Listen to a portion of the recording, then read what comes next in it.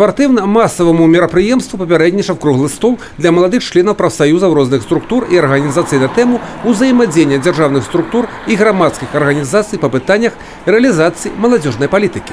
Для обучающейся молодежи знаковыми становятся такие мероприятия, как «Студенческая осень». Примечательно, что Федерация профсоюзов Беларуси по инициативе молодежного именно совета уже третий раз подряд в этом году реализует проект вручения стипендий Федерации профсоюзов активным обучающимся из числа профсоюзного актива. И размер стипендии, я считаю, значительным, составляет 4 базовых величины на протяжении всего учебного года.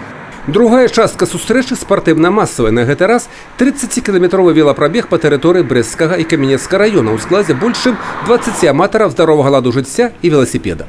Такое мероприятие, которое немножко необычное, немножко оно молодежное в том плане, что подразумевает спортивное качество, подразумевает здоровый образ жизни.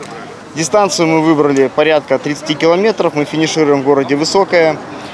Цель велопробега – это поверить в себя, показать самому себе, что ты можешь, что это достойно, доступно.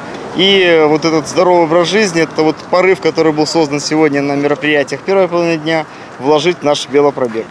Таксама у праграме велапрабегу на маршруце были сустрэчы з маладымі спецыялістамі прадпрыемстваў, экскурсій. Завяршэннем стала пасадка 320 саджанцаў ліп у адкрытым акцыянерным таварыстве «Белавежскі».